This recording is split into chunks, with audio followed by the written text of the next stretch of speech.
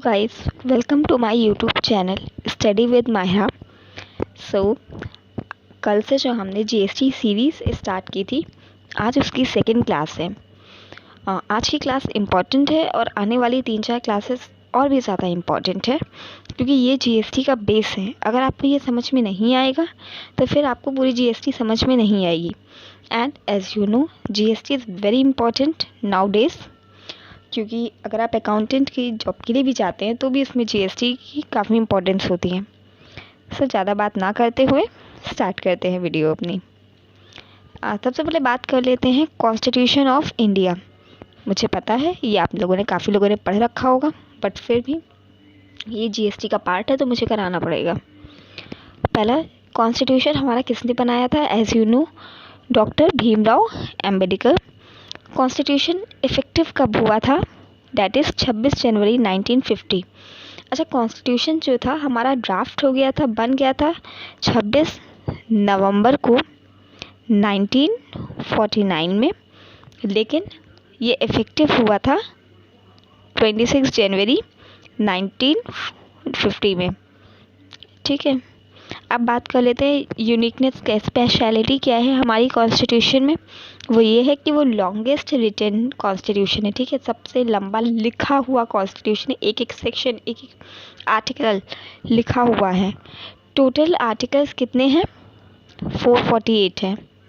ठीक है, जो आपने पहले पढ़ा होगा 395 वो अब नहीं है, 448 है, कुछ ऐड कर दिए गए हैं। शेड्यूल्स कितने हैं? 12 शेड्यूल है। अब ये तो रही हमारे कॉन्स्टिट्यूशन की बात। ठीक है, लेकिन हमारे जीएसटी में कितने शेड्यूल है, कितने आर्टिकल्स हैं, ये देखते हैं।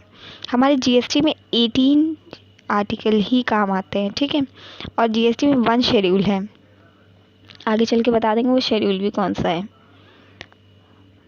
अब बात कर लेते हैं कंटेंट ऑफ द आर्टिकल। अब आर्टिकल्स जो मैंने आपको बताया कि 18 आर्टिकल हैं, तो उसमें से कुछ आर्टिकल ये है, कुछ आर्टिकल आने वाले वीडियोस में मैं आपको बता दूंगी।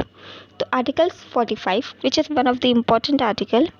आर्टिकल 45 ये कहता है एक्सटेंट ऑफ लॉ, इस पर ध्यान दीजिएगा, extent of law made by parliament और स्टेट असेंबली। इसका मतलब ये कहाँ तक भारत में, इंडिया में, ये नक्शा होता है ऐसे, इंडिया में कहाँ तक जो है हमारे पार्लियामेंट और हमारी स्टेट असेंबली को राइट है या पावर है बनाने का लॉज। ठीक है, और सेक्शन 246 हमें ये बताता है subject matter on which laws are made by parliament और स्टेट असेंबली। ऐसे कौन कौन से सब्जेक्ट मैटर हैं, ऐसे कौन कौन से विषय हैं जिसमें पार्लियामेंट और स्टेट असेंबली लॉ बनाएगी। अच्छा, एक क्विक क्वेश्चन का मुझे आंसर दीजिएगा कि सेक्शन कौन सा पहले पढ़ना चाहिए, 45 या 46? हाँ, पहले हम लोगों को सेक्शन 246 पढ़ना चाहिए। वो इसलिए क्योंकि 246 सेक्शन हमें सब्जेक्ट के बारे में बताता है कि ऐसे कौन कौन से सब्जेक्ट मैटर हैं जिस पे लॉ बनाया जाएगा। तो जब तक हमें यही नहीं पता होगा कि कौन कौन से सब्जेक्ट लॉ मैटर पे हमें लॉ बनाने की अथॉरिटी है, तब तक हम कैसे पता करेंगे कि वो लोग कहाँ पे एप्लीकेबल होगा। ठीक है,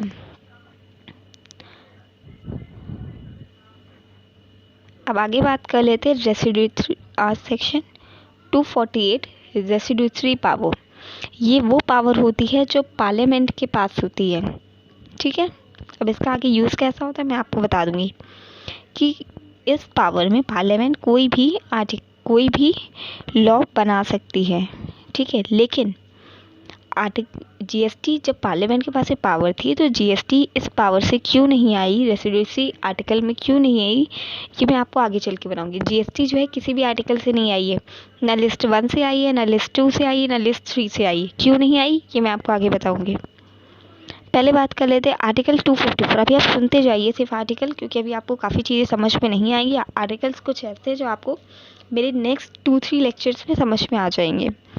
अब बात कर लेते हैं आर्टिकल 254। आर्टिकल 254 बात करता है कि अगर पार्लियामेंट और स्टेट में कॉन्फ्लिक्ट हो गया किसी बात को लेके, जैसे जो हमारी लिस्ट 3 होती है उसमें दोनों लोग लॉस बनाते हैं, पार्लियामेंट भी बनाती है और हमारी स्टेट असेंबली भी बनाती है। अगर दोनों के बीच में कॉन्फ्लिक्ट हो गया तो कौन प्रिवेल करेगा, किसका लॉ माना जाएगा? तो वो होगी हमारी पार्लियामेंट, उसका लॉ माना जाएगा। ये हमारे आर्टिकल 254 में दिया हुआ है।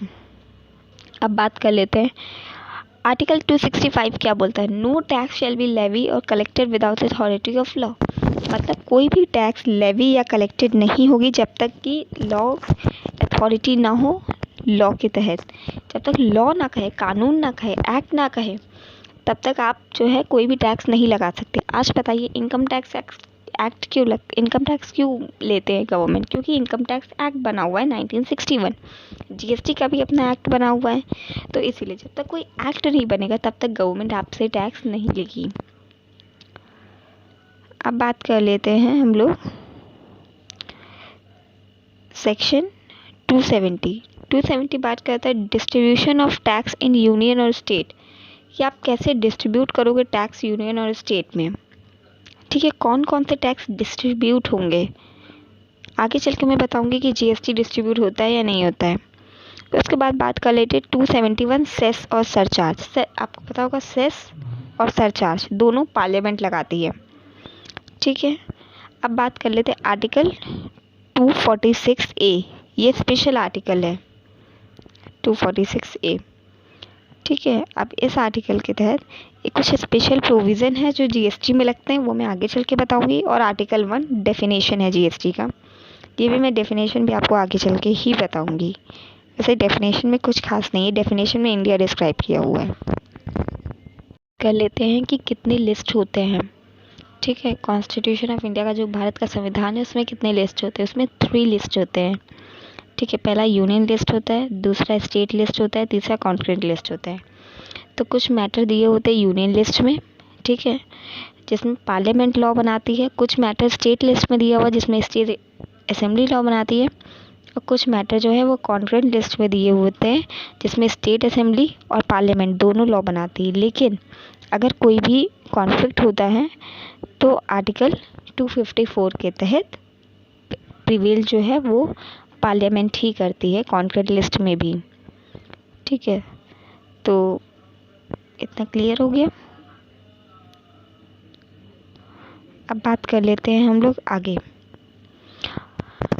इफ़ एनी मैटर, ये पढ़िए, if any matter is not covered in any list then law are made by parliament from entry number 97 list 1। मतलब अगर कोई भी मैटर अगर पार्लियामेंट किसी भी लिस्ट में नहीं लिखा हुआ है तो पार्लियामेंट लॉ बनाएगी एंट्री नंबर 97 लिस्ट 1 से, जिसमें जीएसटी आई है। अच्छा, जीएसटी तीनों लॉ में इसलिए नहीं आई क्योंकि पार्लियामेंट लॉ लेके आना चाहती थी और स्टेट गवर्नमेंट दोनों लॉ लेके आनी चाहती थी। स्टेट गवर्नमेंट स्टेट का लाना चाहती थी कि हम लॉ लेके आएंगे, और पार्लियामेंट यूनियन लिस्ट लेके आना चाहती थी। तो दोनों ने डिसाइड किया कि चलो कॉन्करेंट लिस्ट से लॉ लाते हैं, जीएसटी लाते हैं, बट उसमें तो स्टेट की चलती नहीं, इस वजह से उसे नहीं लाया गया। उसे नई एंट्री से लेके आए जो कि 97 लिस्ट 1 में दी हुई है, हम उससे लेके आए जीएसटी को। ठीक है, और इसमें ये भी कहा गया है कि जब डिस्ट्रीब्यूशन होगा जब सीजीएसटी लगता है, एसजीएसटी लगता है। तो एसजीएसटी तो स्टेट का ही होगा, लेकिन सीजीएसटी में से जो भी उनका रेशियो होगा उसमें उन्हें एसजीएसटी को देना पड़ेगा। ठीक है, बुरा नहीं लग सकते वो लोग। ओके, यही रीज़न था कि उन्हें स्टेट से लाना पड़ा, उन्हें 97 आर्टिकल से लाना पड़ा। अब बात कर लेते हैं हम लोग, यहाँ तक हो गया था। Taxes on list 1। ऐसे कौन कौन से टैक्सेस दिए हुए हैं लिस्ट 1 में? सबसे पहला है एंट्री नंबर 82। सारे टैक्सेस लगेंगे सिर्फ एग्रीकल्चर इनकम छोड़ के। कृषि पे जो किसानों पे जो लगता है उसे छोड़ के बाकी सारे टैक्सेस जो है आर्टिकल नंबर 82 में दिया हुआ है जो लिस्ट 1 में है। आर्टिकल 83 कस्टम लॉ लगता है। 84 एक्साइज ड्यूटी अभी भी लगती है, रिमूव नहीं हुई है। टैक्सेस ऑन लिस्ट 2 किसका? स्टेट का है और ये पार्लियामेंट का है। लिस्ट में एग्रीकल्चर इनकम लगता है, बट एग्रीकल्चर इनकम जो है आर्टिकल 46 में लगता है, लेकिन गवर्नमेंट नहीं लगाती है क्योंकि फिर प्रॉब्लम हो जाएगी गवर्नमेंट को, इस वजह से नहीं लगाती है। अब बात कर लेते हैं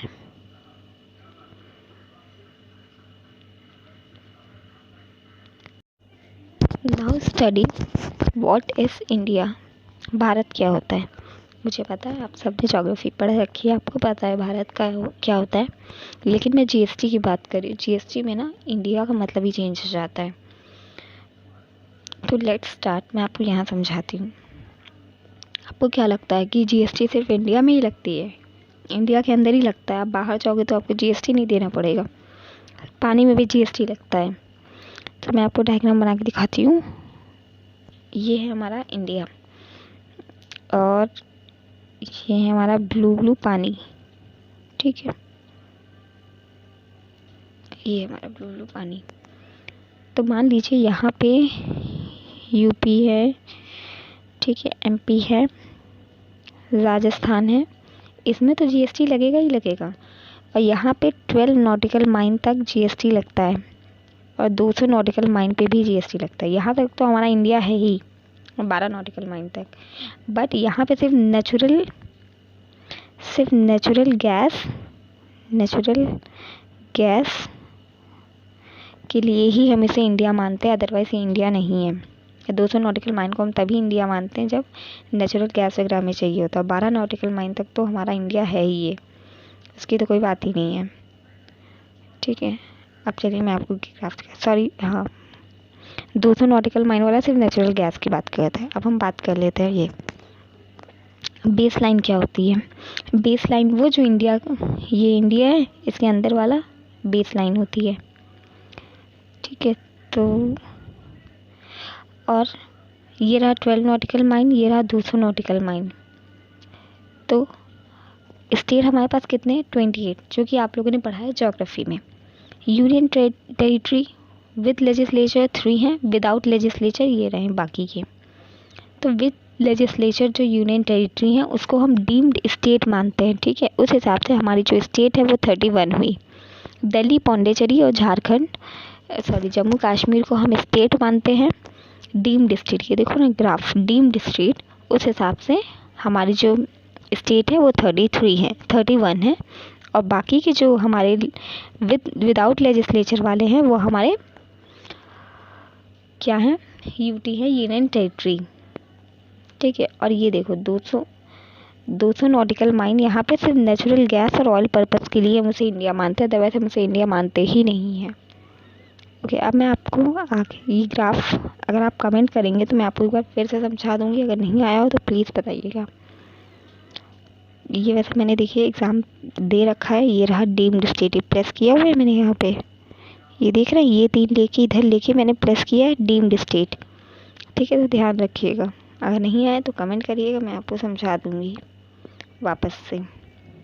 अब बात कर लेते हैं कि कैसे लगता है। हमने ये तो बात कर लिया था CGST लगता है, SGST लगता है, UTGST लगता है, IGST लगता है, बट वो लगता कैसे है ये भी मैं आपको समझा देती हूँ।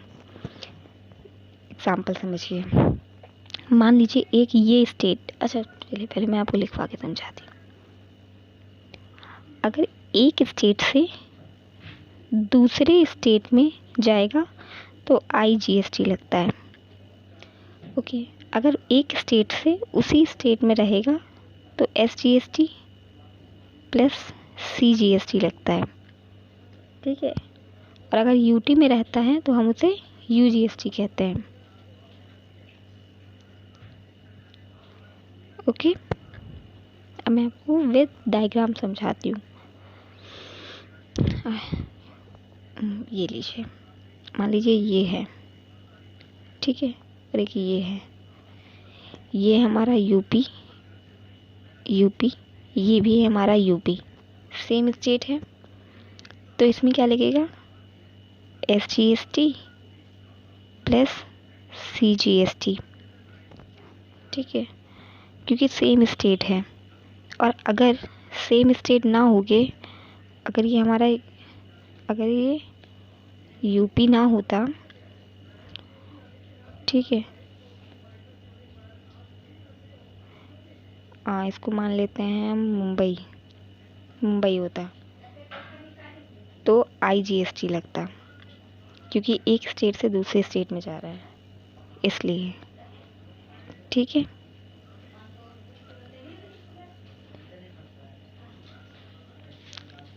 अब मैं सो मच गाइस, इतना टाइम देने के लिए वीडियो को। और अगर आपको कुछ समझ में नहीं आया हो तो प्लीज़ कमेंट कर दीजिएगा, और अगर आपको वीडियो अच्छी लगी हो तो लाइक कीजिएगा, अदरवाइज़ कोई कंपल्सरी नहीं है। Thank you.